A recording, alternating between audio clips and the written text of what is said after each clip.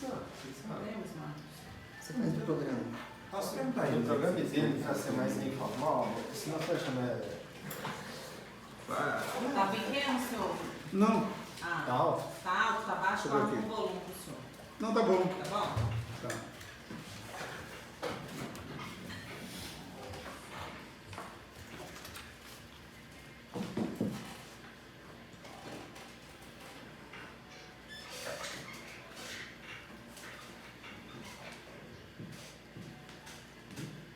Boa tarde, Lagoa Santa! Sejam bem-vindos a mais um programa Bate-Papo Ruiós. Amigos, antes de chamar os apresentadores, Pastor Ronaldo Amaral e também a Carol Lacerda, eu gostaria de anunciar os patrocinadores, aquelas pessoas que têm acreditado na visão, têm acreditado no Grupo Ruiós Comunicação através da melhor rádio de Lagoa Santa, a Voz de Lagoa Santa. A Voz de Lagoa Santa ela é a minha, é a sua, é a nossa, é a Voz de Lagoa Santa. Meus amigos, os patrocinadores são eles: Churrasquinho do Marcão, Escola de Futebol Oficial do América em Lagoa Santa, Barbearia Diplomata, Autoescola JD e a marca Július Moda. Meu amigo, eu quero falar com você primeiro, meu amigo. Você que precisa ter uma nova visão, você que precisa dar um trato, uma manutenção preventiva e corretiva no seu visual, eu tenho a marca Július Moda para te indicar. Lá na marca Július Moda, lembrando que a marca Július Moda é uma loja, uma marca e também uma consultoria. Você precisa agora entrar em contato com o Július e agendar a sua consultoria. Anote o número aí, 99395-7574. Repetindo, 99395-7574. A loja Július Moda se encontra na rua São Sebastião, 811. Lembrando que a marca Július Moda é para homens que gostam de vestir com estilo, elegância e qualidade. Então, queridos, eu também tenho para indicar a Barbearia Diplomata, a melhor barbearia de Lagoa Santa. Você precisa ligar agora e já agendar já o seu horário com o Samuel. O número é 99395-7574. Repetindo, 99395-7574. E também eu gostaria de falar da melhor autoescola de Lagoa Santa, é a Autoescola JD. Guarde isso, a Autoescola JD não vende serviço, mas realiza o seu sonho. Anote o número aí para você entrar em contato com eles e conhecer os pacotes. Lembrando que este mês nós estamos com promoção, estamos com uma promoção exclusiva na Autoescola JD. O número é 3681-7987 ou você pode mandar um WhatsApp para o número 97144-4750. Amigos, também eu gostaria de finalizar falando do churrasquinho do Marcão. É o melhor churrasquinho da região. Você que ainda não experimentou o maravilhoso tempero da vovó, você precisa experimentar. O churrasquinho do Marcão se encontra na Avenida Pinto Alves, 3656. Guarde isso. Avenida Pinto Alves, 3656. E eu já estava me esquecendo, não vou me esquecer de falar também da melhor escola de futebol oficial do América em Lagoa Santa. Meu amigo, anote o número aí para você entrar em contato com os meus amigos Jorginho e Daniela, para você conhecer a estrutura, a metodologia deles de ensino e certamente o seu filho será desenvolvido e quem sabe ser um excelente jogador de futebol. O número é 98694-3970. Repetindo, 98694-3970. Amigos ouvintes, amigos seguidores, deixo vocês agora com o casal Ronaldo Amaral e Carol Lacerda. Boa tarde, meus amigos de Lagoa Santa, aqui da Rádio 87.9, Nova Onda. É uma alegria, mais uma vez, mais uma segunda-feira estar aí com você, juntinho. Meu desejo é que você tenha tido um Feliz Natal e também, daqui a alguns dias, né, um ano novo maravilhoso na presença de Deus. Hoje, pela graça do Senhor, nós estamos recebendo um convidado super especial, diretamente de Brasília. Ele que é cineasta, já tem aí algumas produções feitas renomadas, né? Foi premiado, né? Até no exterior, né? Até no exterior, pelo La Cucaracha, né? Que é um dos que eu conheço que é o mais famoso, né? É o Pedro Lacerda. Pedro Lacerda, muito obrigado, viu? Tá bom, boa noite. Oh. Ai, falou La Cucaracha, né? Na verdade é A Cucaracha, né? Porque muita gente procura La Cucaracha e não acha o filme, mas é A Cucaracha. Então, na primeira vez que eu venho aqui em Lagoa Santa, boa tarde aos ouvintes da 87,9. Daqui a pouco nós vamos falar de um assunto muito interessante que tenho certeza que você não ouviu ainda. E não vou falar de mim, não. Vou falar de uma coisa que vocês não ouviram e vocês nunca mais vão ver um filme da mesma forma que vocês viram anteriormente, depois do que eu disser aqui. Então, aguarde aí, espere, porque... Olha, a expectativa é grande hoje, Lagoa Santa. Isso, porque a gente está acostumado muitas vezes, a gente vê entrevista de atores, a gente vê entrevista de várias pessoas do ramo, mas um cineasta assim, falando pra gente sobre assim, os bastidores do cinema, como é feito, tudo isso eu realmente tenho certeza que o povo vai gostar demais. E aí, Pedro, você sabe que cada um muitas vezes a gente tem opinião sobre tudo. Um gosta de um time, outro gosta de um time, um gosta de um filme, e às vezes um filme que a gente acha maravilhoso, o outro fala assim, não gostei. E às vezes o outro fala assim, nossa, o filme é maravilhoso. Você vai assistir e você fala assim, não, mas eu não gostei. E fica essa questão, o que faz o filme realmente ser bom ou não? É uma questão de opinião? É uma questão de gosto? Ou tem algo por trás aí que faz com que o filme seja ou não interessante e bom? Bom, é esse conjunto todo aí, é tudo isso, questão de gosto, às vezes realmente não dá para discutir muito, mas o que faz um filme ser bom ou não ser bom é uma palavrinha que talvez o Ronaldo aqui do meu lado tenha mais intimidade com essa palavra. O que faz um filme ser bom ou deixar de ser bom é uma coisa chamada conflito. Então, eu vou tentar explicar aqui, se não for muito didático, pode me interromper e fazer a pergunta. Então, é o seguinte, quanto mais complicado for o conflito estabelecido na história, mais interessante fica o filme. E quanto mais complicado, mais difícil for a solução do conflito, mais interessante fica ainda o filme. Ainda vai ficar mais interessante ainda. Porque dependendo do conflito estabelecido para ser resolvido dentro da trama, se é um conflito, uma coisa meio sem graça, meio apagada, simples, aquilo não vai despertar interesse em ninguém. De cara a pessoa já mata a charada do filme. Já mata a charada, aquele filme não vai causar emoção, não vai chamar a sua atenção, porque toda obra tem que causar emoção. Toda obra, toda arte tem que emocionar. Se não emocionar, não é arte, pode ter certeza, ela tem que emocionar. E a emoção se manifesta no sorriso, no choro, de várias formas. Mas, voltando ao ponto, ao conflito, então, quando se cria o conflito para escrever uma história, ela tem que ser de difícil solução. Mas se dentro desse conflito, dentro da história, se houver coincidência na solução do conflito, o espectador vai saber que você trapaceou, ele vai achar que aquilo é uma trapaça. O que é que significa isso, trapacear dentro das coincidências? Porque não pode haver coincidência na solução do conflito.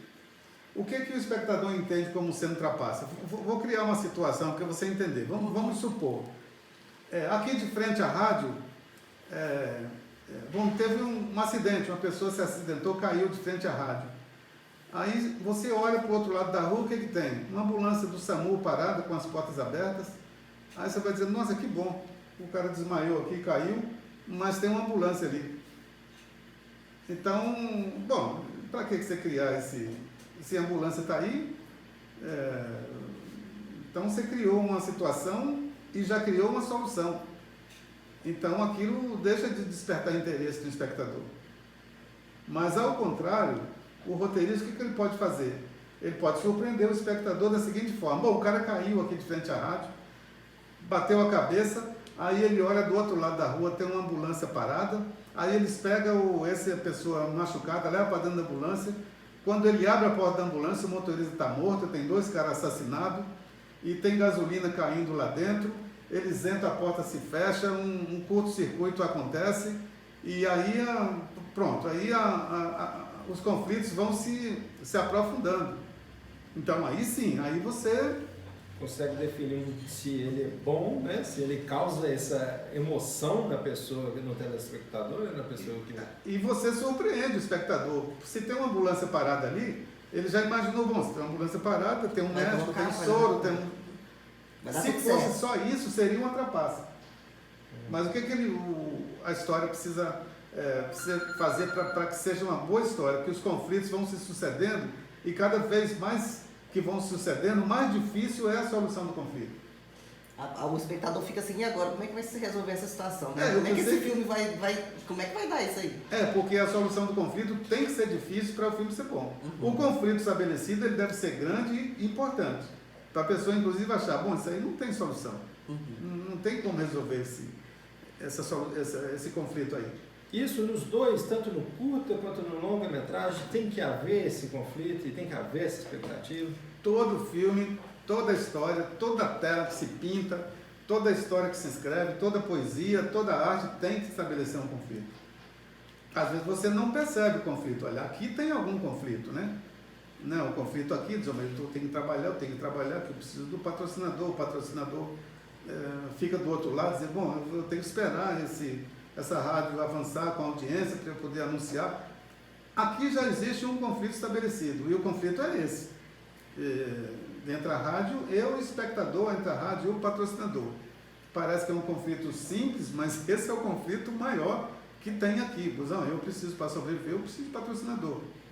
O patrocinador diz, eu preciso que essa rádio suba a audiência. Então, o conflito está estabelecido, que é esse. Então, em toda situação, é preciso você perceber qual é o conflito que existe ali e saber e imaginar como é que aquilo pode ser resolvido. E todo filme, ele tem necessariamente, porque a gente vê que tem filme que às vezes ele não responde algumas perguntas. Então, todo filme, necessariamente, ele tem que responder esse conflito? Ele tem que solucionar esse conflito ou não? Não, o conflito ele é estabelecido quando o filme começa. Sim. Então, é uma história e dentro daquela história existe um conflito. E quanto maior o conflito estabelecido para a história, mais emoção. Mas quanto mais difícil for a solução do conflito, melhor ainda vai ser o filme. Mas tem que ter uma solução, né? Tem que ter uma solução. A solução não pode ser simples, ela não pode ser uma coincidência. Às vezes é lá no final do filme, que tem filme que passa assim, o filme inteiro, aquele emoção, e no finalzinho aparece uma solução. Mas tem que ter, né? Porque o conflito estabelecido, ele tem que ir aumentando, ele tem que ir piorando, ele tem que ir ficando cada vez mais difícil, ele não pode ficar fácil. Se ele ficar fácil, ele ficando cada vez mais fácil, a pessoa não vai mais interessar por aquele filme, nem vai ver o final. Ele tem que ir crescendo, ele tem que ficar cada vez mais difícil. E para ele ficar interessado em saber como que isso vai se resolver e para ele se colocar no lugar e pensar, se fosse eu, como eu resolveria esse problema, né? Então, se você começou a pensar, como é que eu vou solucionar isso, você passou a se interessar pelo filme. Você já passou a gostar do filme, dizer, como é que eu vou... Se fosse eu, como é que eu ia resolver esse conflito? Então, por isso que eu te falei, quanto mais difícil for a solução do conflito, mais interessante fica o filme. Você que estudou direito, o que o advogado faz? Procurar a solução de conflito. Nós, do cinema, criamos conflito para ser resolvido. Por vocês mesmos, né? Claro. Deixa eu fazer uma pergunta que envolve também a escrita. Porque o senhor já escreveu vários roteiros, muitos que a Secretaria da Cultura já aprovaram, mas também o senhor já escreveu um livro, né, que é o Açaí. Existe uma diferença entre a forma de escrita de cada um ou a forma como você vai elaborar? Como escrever um bom roteiro também de filme? Esclarece isso para o nosso ouvinte. Como é que... São técnicas diferentes, né? Para escrever um romance, para escrever um conto, um romance histórico e para escrever um roteiro de cinema. São técnicas diferentes, são maneiras diferentes. O roteiro é o mais complicado, um pouquinho mais complicado, porque ele não é tão livre, né? Porque são alguns roteiros que existem para fazer um filme. O primeiro deles chama um roteiro literário, né? Que é, você escreve para uma pessoa ler, alguém lê. Aí é uma espécie de um livro, que você faz toda a trama. Não, ele tem que seguir uma técnica. Ele é assim, vê se você consegue imaginar. No cabeçalho vem assim, cena tal, exterior, dia, noite e o local. Bom, seria no caso aqui, interior, dia, estúdio da Rádio 87,9. Aí embaixo você iria descrever assim. Abaixo dessas rubricas, a gente já descrever, você colocaria os diálogos. Mas o cinema, ele não é exatamente feito de diálogo, de fala, de conversa. Isso é coisa de teatro. O teatro que é falado. O cinema, ele vem, essa palavra cinema vem da física, da cinemática, que se chama imagem e movimento. Não é imagem, fala e movimento. Então, o cinema, em tese, ele foi criado assim. Era só imagem e movimento. Não tinha nem fala, né? Ele era mudo. Ele começou assim. Mas veio da física. Que quem estudar física vê aquela estrobo, né? Aquela coisa estroboscópica, que as coisas se movimentam, ela está movimentando, você está vendo por causa da luz. Porque o cinema é luz, né? E aí eu sempre brinco às vezes com a pessoa dizendo, onde tem luz tem? Onde tem luz tem? Onde tem luz tem? Então, onde tem luz tem sombra. Onde tem luz tem sombra. Lembrar sempre disso. Bom, então, mas tem uma. Não vou dizer que é uma técnica, né? Porque você dizer, poxa, eu vou escrever uma história aqui. Aí você pensa, o que eu vou escrever? Como é que eu vou escrever? O que eu escrevo aqui? Como é que você começa a escrever uma história? Então, como é que você dá um papel em branco na sua frente? Mas o que é que eu vou escrever aqui? Como é que eu vou? O que eu vou dizer aqui? Como é que eu começo uma história? Então, tem uma coisa, né? Que é uma situação, né? Todo mundo já viu, inclusive tem um filme, né? Que chama Efeito Borboleta. Mas não é desse filme que nós vamos falar. O efeito borboleta seria mais ou menos assim.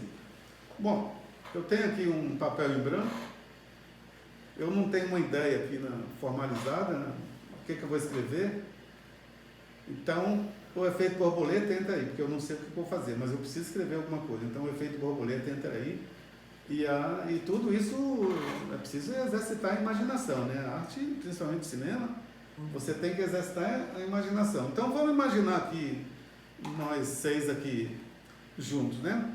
Que está o Júnior aqui, o Ronaldo aqui, e entra uma borboleta aqui no estúdio. Essa borboleta passa no olho dele, machuca o olho dele, bate a mão no olho, derruba o microfone bate em mim, eu levanto, eu precipito, isso aqui cai do outro lado. A Carolina levanta, o celular começa a cair. O outro que está ali, Rafael, se levanta, abre a porta. Quando ele abre a porta, alguém vem de lá correndo com um extintor, bate o extintor nele, os dois se cruzam, ele cai no chão desmaiado porque o extintor bateu, tem sangue, começa um curto-circuito aqui nos aparelhos, nos fios, e a gente trancado aqui dentro, um armário cai do lado de lá, a porta não consegue mais abrir, a gente fica preso aqui, alguém tenta quebrar esse vidro e não dá certo, aí começa uma correria para um lado do outro de lá, porque houve um curto-circuito aqui, começou um pequeno incêndio aqui dentro e a gente trancado aqui. Alguém do lado de fora começa a tentar quebrar o vidro novamente, não consegue. Vai ligar para uma emergência, para a emergência vir aqui, o vidro explode, o fogo já sai pelo lado de lá. Ele sai correndo para pedir socorro, quando ele atravessa a rua, ele é atropelado por um carro. Bom, então... É uma chuva de ideias, né? É uma sequência de acontecimentos. Baseados no primeiro acontecimento. Porque uma borboletinha passou e feriu o seu olho, você se levantou, bateu aí. E tudo começou igual um dominó. E aí começou a suceder uma sucessão de cenas, de situações inusitadas, né? Por causa de uma borboletinha. Por isso que se chama o efeito borboleta. Então, você pode começar uma história baseada nisso, no efeito borboleta. Então, dizer, bom, onde é que essa borboleta vai passar agora? É em mim? É nele? Então, talvez seria você criar primeiro o problema final e depois ir criando as soluções, ou não? Não, Não necessariamente. aqui você criou um pequeno conflito, né? Tem um conflito estabelecido aqui. O que é que vai acontecer daí para frente com esse conflito? Você vai aumentando esse conflito. Por que nós estamos aqui nessa área? O que a gente estava fazendo aqui? Você começa a dar, a partir daí, começa a dar sentido a isso. O que eu vim fazer? O que essas 6 pessoas estavam fazendo aqui dentro? Do que elas estavam falando? Do que elas estavam tratando? E aí você vai desenvolvendo a sua história a partir daí. Mas você pode começar a partir de um ponto. Você tem que começar de algum lugar, né? Do nada não sai nada. Tudo sai de algum lugar, né? Então, para você começar a escrever uma história, se você não tiver uma ideia, se você não sabe o que vai escrever, você pode começar a escrever a partir disso, desse efeito borboleta, né? Mas assim, parece muito fácil ao falar assim, mas o senhor já tem 30 anos mais de 30 anos aí de carreira. Para uma pessoa que quer começar a ser cineasta agora, quer começar a desenvolver roteiro, quer começar a desenvolver os projetos, você acha que é um dom ou ela precisa se capacitar especificamente para esse fim? Eu acho que é o seguinte, né? Que eu gosto de uma expressão que diz que para ser bom tem que dar sorte, né? Mas tudo tem que. Não basta um dom, não. Porque às vezes você tem um dom, mas você não se prepara, você não desenvolve aquele dom, você não vai estudar, não vai compreender o que significa aquele dom, ele não vai. Porque o cinema ele é muito complexo, ele realmente não é assim para qualquer pessoa, porque não é qualquer pessoa que faz uma longa-metragem, não. Pode parecer que qualquer um faz, mas não faz. Principalmente o som em cinema, mesmo depois que mudou para essa era digital, as pessoas acham assim, que facilitou muito, agora qualquer um faz, aí todo mundo hoje virou cineasta. Todo mundo é cineasta. Com o celular na mão, assim, tá fácil, né? Há uns 2 anos atrás você lançou um longa-metragem, né? Não lancei ainda, eu fiz, né? Você fez ele, mas ainda não lançou por causa da pandemia? Então, não, foi por causa da pandemia financeira. Não, falando não teve investimento, né? Não, ainda para o lançamento não, teve para a produção, ele está pronto, mas para lançar um filme você precisa de muito dinheiro. Você precisa, os americanos usam o dobro do dinheiro da produção no lançamento do filme. Às vezes até mais, às vezes até 3 vezes o valor da produção no lançamento.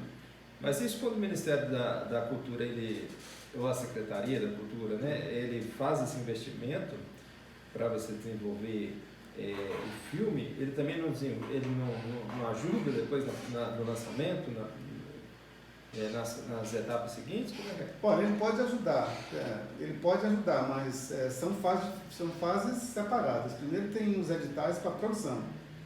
Sim. Que também tem edital para lançamento.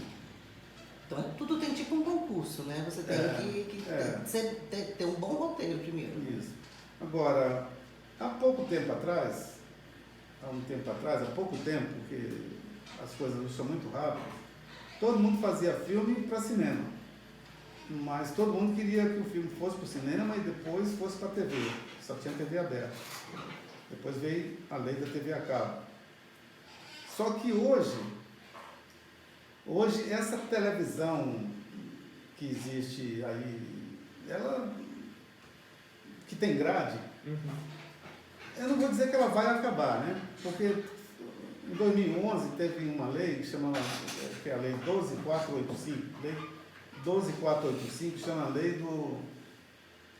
Lei do SEAP, que é a Lei do Acesso Condicionado. O que ela fez? Em 2011, ela regulamentou o acesso à TV fechada.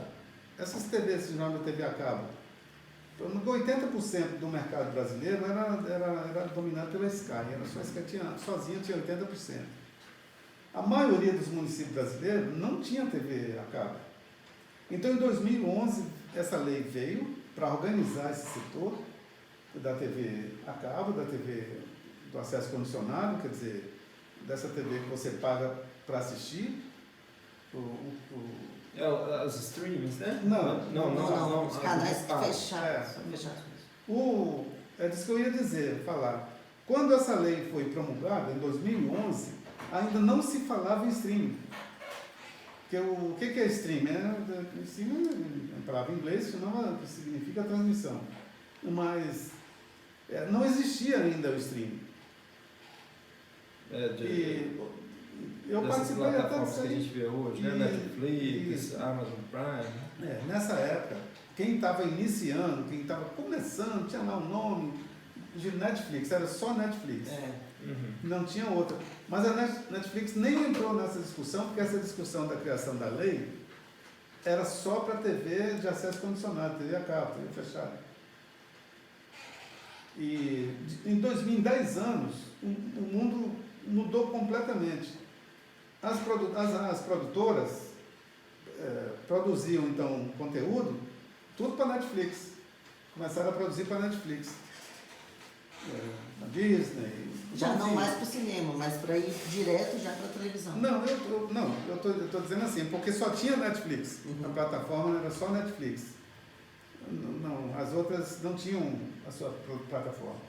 Aí com o tempo eles ficaram imaginando, bom, por que eu vou produzir filme para Netflix se eu posso criar minha plataforma e eu produzir filme para minha própria plataforma? Então começou uma Disney, Amazon, HBO, todo mundo criou sua própria plataforma e começou a produzir para elas mesmas. E algo que eu acho interessante, eu acho que isso faz parte do roteiro, nas séries. As séries, elas, um capítulo vai chamando o outro capítulo. Aquele finalzinho ali meio que prende a gente. Você fala assim, eu vou parar nesse episódio. Mas aí no finalzinho do episódio tem uma coisa que você fala assim, não, vou ter que assistir o próximo porque eu preciso saber o que aconteceu. Aí você fala, mas vai ser o último. Aí depois desse, tem uma coisinha no finalzinho que eles colocam que te chamam pro próximo. Qual é essa técnica aí? Não, eu vou voltar um pouquinho aqui para encerrar o stream aqui.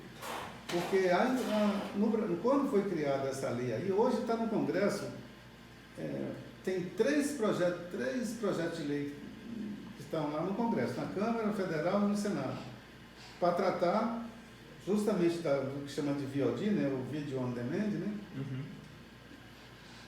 e da lei 12485, porque quando ela foi criada, tem lá aquelas comissões, né, na Câmara, no Senado, que é de direito do consumidor. Então ele dizia o seguinte, bom, tudo bem, você cria a sua plataforma, mas se você produzir, você não pode distribuir. Se você distribuir, você não pode exibir. Porque você não pode dominar o mercado você sozinho, você produzir, distribuir e exibir. Você tem que fazer um empacotamento, você produz, mas alguém tem que distribuir. E alguém tem que exibir. Então, está parado no Congresso justamente por isso. Que as plataformas não vieram todas para o Brasil ainda, não tem. O ano passado, a Netflix o faturamento da Netflix foi na faixa de 10 bilhões. Nossa. E o que acontece? Como ela não tem uma produtora, ela não tem uma empresa Netflix no Brasil, não existe. Ela só existe lá nos Estados Unidos. Então, acontece uma coisa que chama de remessa de lucro. Porque ela pega o dinheiro, todo o dinheiro que pega aqui, leva para lá. Ela não paga nada. Isso é uma coisa, no mundo moderno, isso foi absurda. Você ainda cometer remessa de lucro. O filme, o produto cultural, é um produto como qualquer produto. É como, sabe, se você produz e você vende isso, você tem lucro com isso, você tem que pagar imposto. Mas aí está lá no Congresso parado as leis que estão tratando sobre isso. Porque, primeiro, tem uma coisa que eles não querem falar, as plataformas, que é uma coisa que é uma palavra que eles têm pavor, que chama de cota. Eu não tenho certeza aqui, vou dar um número aqui, mas eu tenho um número aqui que na Europa, porque a Europa não é o Brasil, não é a Europa, porque é um monte de país, né? Eles exigiram lá uma cota de 30% para o produto deles, falado na língua deles e exibido nas plataformas. Então aqui no Brasil, nós queremos também uma cota. Então já houve essa regulamentação em outros continentes, em outros países. Nós mas estamos sempre aqui atrasados, né? Mas aqui está caminhando ainda. Está parado no Congresso, porque o lobby é muito grande.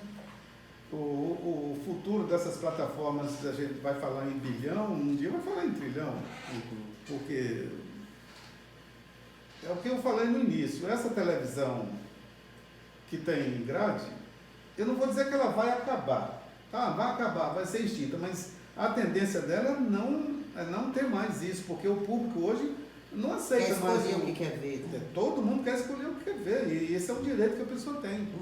Se você tem uma grade pronta, isso aí que eu vou te dar. Se você quiser, você tem que assistir isso aí.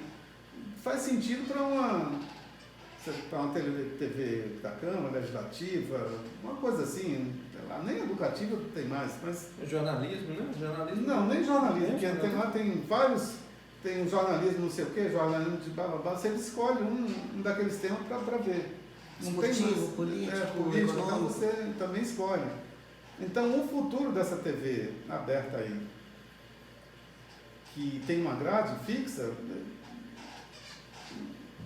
não vai se estabelecer muito mais para o futuro. Essa rádio está aqui, não está aqui na rádio, então já é normal, você tá aí no streaming, né? Está transmitindo. Então isso tudo vai para o celular, tudo foi para o celular, tudo está indo para o celular, e não faz sentido estar aqui na rádio só fechado se você pode ter, as pessoas tá vendo, está participando, está vendo quem está dizendo, quem está falando. Então esse mistério, a tendência é acabar. Então por isso que nós ainda estamos caminhando para a modernidade. Então, voltando ao streaming, que são essas plataformas, a gente chama de plataformas, né? Hoje o nosso setor, o que a gente quer? Que ele pague o imposto. Pode começar, estamos pensando em começar a pagar 4%, que não é muita coisa, né? Então, recentemente, acho que foi esse ano, foi vetado um projeto aí pelo presidente, porque eles tinham feito lá um projeto para pagar imposto do streaming sobre título. Quer dizer, eu faço um filme, vou pagar, sei lá, tantos por cento sobre esse filme aí. Mas isso não resolve, então foi até vetado. Ele vai pagar o nosso projeto, digo nossa assim, do segmento do cinema, do audiovisual brasileiro, que ele paga sobre faturamento. Então o Netflix faturou 10 bilhões, se ele for pagar 4%, não dá conta, não sabe fazer conta, eu não sei fazer conta. 10 bilhões, 4% de 10 bilhões, sei lá 40 milhões, sei lá, 40 milhões essa faixa aí. Se 10 plataformas pagarem 40 milhões, 10 dariam 400 milhões por ano. Investimento na cultura, né? Seria um investimento no nosso setor, não na cultura, né? Na cultura, a música, a rádio que corre atrás desse investimento. O próprio cinema. Porque eu, para lançar um filme, para lançar o meu filme, eu tenho que pagar algumas taxas. Uma das taxas chama Condecine. Isso é bem antigo, Contribuição para o Desenvolvimento do Cinema Nacional. Eu tenho que pagar. E a Condecine é paga de acordo com a quantidade de lançamento que eu vou fazer. Se eu vou lançar num filme, eu pago um X. Se eu vou lançar em 2 cinemas, eu pago 2x. Se eu vou lançar em 300 salas, eu pago 300x. Então não é por obra, né? Não é por obra. Como a Netflix faz, eles querem por obra. Se for guardado as proporções aí, que eu estou falando Netflix, quando faz no streaming, se fosse por obra, eu lançaria em 300 cinemas e pagaria um título. Pois é. Como é que para dois pesos, dois pedidos, né? Então tem que ser pelo faturamento. Você tem que pagar, você faturou 10 bilhões, você vai pagar 4% sobre 10 bilhões e a cota. Porque essa cota eles não querem ouvir falar. Que cota? Não. Mas tem que ter cota, porque você tem que ter o produto falado na sua própria língua. Ah, mas a gente bota tradução. Não, não é a mesma coisa. Você tem que ter um produto produzido, criado e falado na língua do seu próprio país. Porque você tem que fazer a defesa da sua língua também. Porque a bandeira, o hino e a língua é o que faz uma nação, né? Esse sentimento de patriotismo que deve ser, né, deve acontecer, né, nós devemos desenvolver na área do cinema, também na área do cultura, em todas as áreas, na área da arte. Isso moveu o senhor a escrever e produzir, lançar alguns filmes ao longo da sua jornada. Fala um pouco sobre esses filmes pra gente que você desenvolveu aí ao longo da sua carreira. Mas eu tenho tanta preguiça de falar nisso. Fala só o título, se é longa, se é curta. Mas porque, como eu falei, eu vou dizer de dois aqui, né? Porque, porque eu já trabalhei como ator, né? Então a gente não existe ex-ator, né? Você é ator, né? Mas eu depois preferi, por falta também de oportunidade como ator, porque se vocês olharem para mim, bom, no cinema o que eu iria fazer? Pedreiro, ladrão, assassino, cangaceiro. Como é que é lá? O Marcos tinha falado. Samyang. Você não ia me ver lá na televisão fazendo uma cena beijando lá, Bruna Lombardi, a Ana Paula Rosa, né? Você ia me ver dando tiro na rua, assaltando gente. Mais vou levando, né? Então, porque o cinema é tipo, né?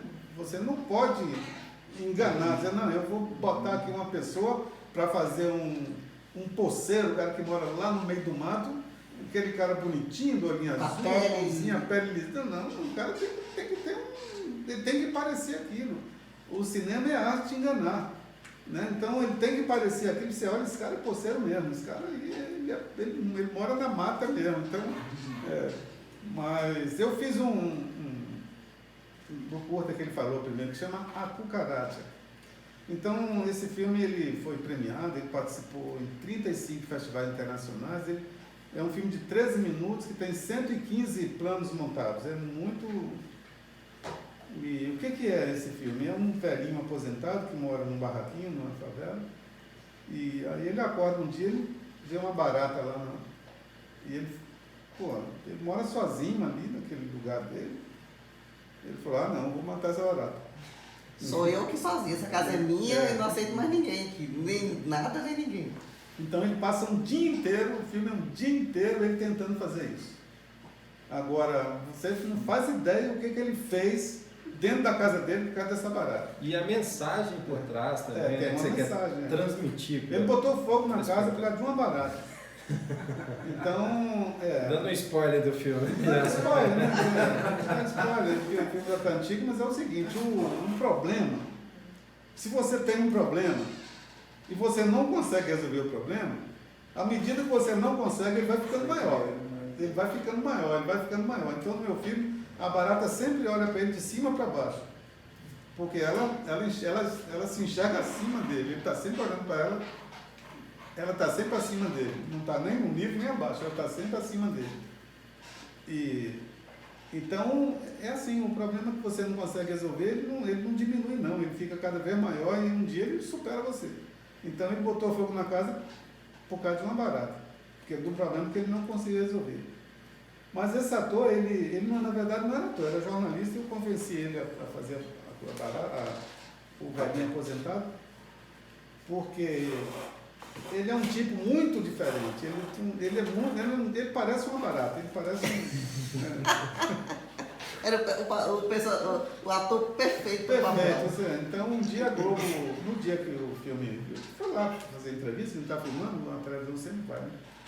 Aí foi lá perguntou para ele, porque ele é muito esperto. Ele trabalhou 18 anos na Globo como jornalista, mas ele não aparecia em lugar nenhum, porque a Globo, se não for bonito, não aparece não. Aí perguntou para ele, mas então, Cicinho, não sei o quê, como é que é essa história de matar uma barata? Ele disse, a minha barata eu já matei, porque eu estava desempregado, agora eu estou trabalhando. Então, essa barata do desemprego eu matei. Então, isso aí, eu achei legal ele falar isso aí, que a barata do desemprego ele matou.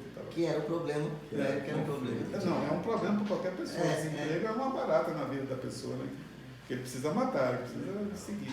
Bom, então, esse filme que aparentemente foi bem simples, né? Um cara tentando matar uma barata, é um filme que, se você olhar, é um filme que ganhou o prêmio fora do Brasil e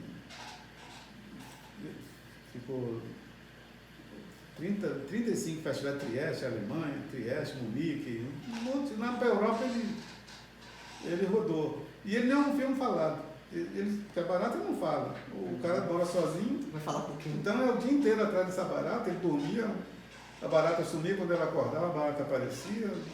E aí ele foi quebrando as coisas dentro e no final não tem nada, ele tacou fogo na casa. E saiu da casa, botou um pano na porta, trancou tudo. A barata não fugiu? Para a barata não fugir, ele fugiu, ficou olhando e a barata fugiu também, foi atrás dele. a barata foi atrás dele. Aí ele, de alegria, ele deu um pulo para cima e a barata estava lá de bobeira, ele caiu e pisou em cima dela, sem querer.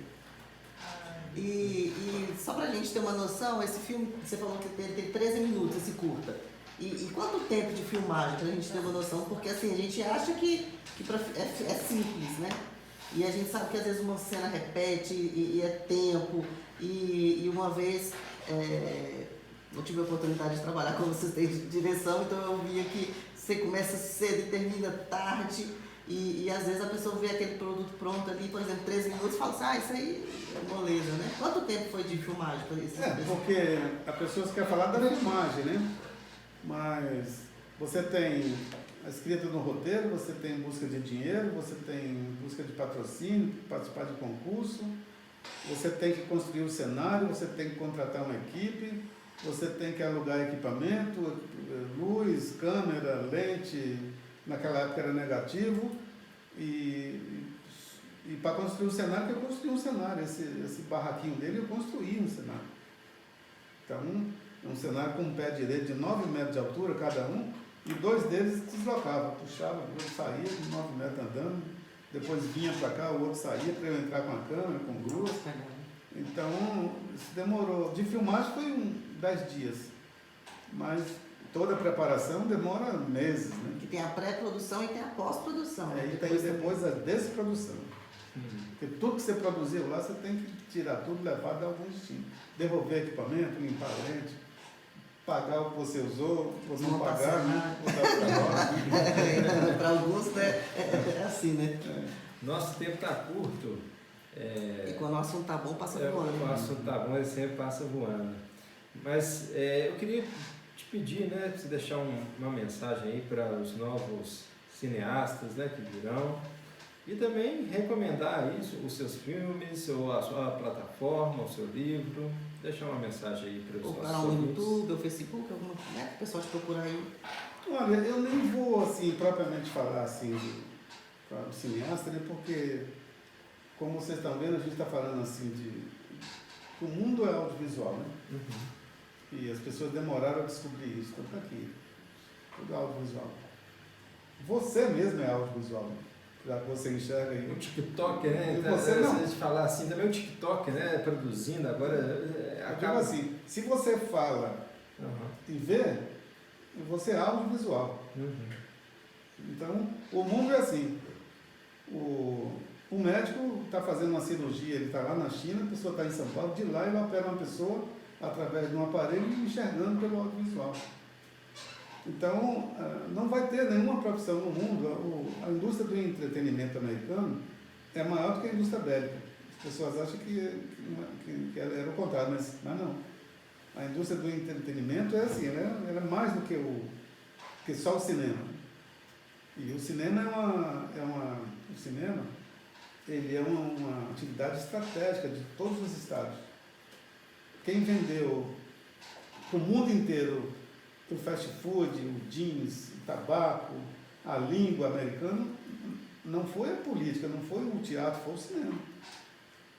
Então, se hoje os Estados Unidos dominou o mundo com essa inteligência, foi o cinema que fez esse dos americanos, porque depois da guerra, o presidente americano foi eu esqueci o nome dele agora, foi depois da guerra. Ele criou uma frase dizendo assim, "The flag follow films". Não tem uma tradução exata do que ele queria dizer, mas significa o seguinte: onde for os nossos filmes, irão os nossos produtos. Então foi através do cinema que ele vendeu toda a cultura americana, o World of Life americano, quer dizer, o modo de vida americano, o jeans, McDonald's. não, o fast food inteiro, todo tipo de fast food, jeans, A cultura sapato, americana, que hoje em dia estão a língua é a presente cultura no americana. Brasil. Tá, Então, ele ganhou uma guerra sem dar um tiro. Ele venceu o mundo inteiro só através do cinema. Então, por aí você tem ideia do que o cinema foi capaz de fazer. Impacto. Agora, hoje o audiovisual, que é esse guarda-chuva enorme, né?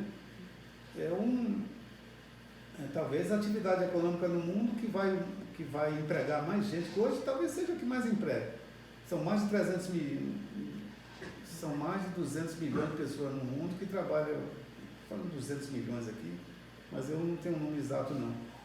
Mas são milhões de pessoas no planeta que trabalham com audiovisual.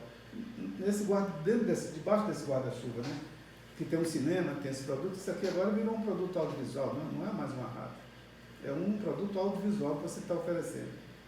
Então, se a pessoa hoje se interessa pelo audiovisual, então é preciso estudar, né? É preciso ir atrás, saber como é que funciona isso no mundo e ele saber qual é o nicho que ele vai participar. Não precisa fazer um filme exatamente para ele sobreviver. Hoje você sabe, as redes sociais deixam as pessoas milionárias sem, desculpa a expressão, fazendo porcaria nenhuma, merda. Mas ganha muito dinheiro. Então, o que é? Audiovisual também. Então, você escolhendo o seu nicho, eu escolhi um de não ganhar dinheiro, porque o cinema não existe cineasta desfilando de BMW por aí, você pode ter certeza. Quem anda de BMW e está com muito dinheiro é porque ele já tinha dinheiro, a família tem dinheiro, já teve dinheiro. Então, ele foi fazer cinema com a atividade dele, no Central do Brasil, lá o Walter Salles. Todo mundo sabe que a família é de banqueiro, esse que fez o Tropa de Elite, a família dele de armador, construtor de navio, então, mas no meu caso eu não tenho nada não, tá gente? Não precisa ficar me esperando na porta da rádio aqui, não. Eu quero deixar um recado aqui rapidinho, que o meu celular não foi clonado, e se por acaso alguém ligar para você pedindo dinheiro emprestado, pode ser que seja eu mesmo. Muito obrigada pela sua participação, pela sua contribuição aqui na rádio. Tenho certeza que foi muito bom para os nossos ouvintes. Eu acho que é um tema assim, muito pouco falado. Geralmente a gente vê entrevistas na televisão, a gente vê ou na rádio, mas a gente pouco ouve falar sobre cinema e ainda mais vindo de alguém com experiência, né? De realmente que faz, que produz o cinema. Então, muito obrigada pela sua participação aqui, foi excelente. Volte sempre. Não é isso, Ronaldo? Nós queremos te agradecer ao nosso ouvinte aqui da rádio 87.9 Lagoa Santa. Muito obrigado, Pedro Lacerda. Bom, gente, é isso aí. Foi bom também conversar um pouquinho aqui sobre uma coisa que eu faço. Eu sou daquele propaganda antiga, não sou gente que faz, né? É isso aí, amigos. Certamente vocês foram muito enriquecidos com o conhecimento e experiência do nosso convidado, Pedro Lacerda. Então, amigos, estamos encerrando o nosso programa de hoje. E antes de encerrar, eu gostaria de anunciar as pessoas que são os parceiros, que têm acreditado no programa, que são eles: Churrasquinho do Marcão, Escola de Futebol Oficial do América em Lagoa Santa, Barbearia Diplomata, Autoescola JD e a marca Július Modas. Amigos, eu gostaria de falar com vocês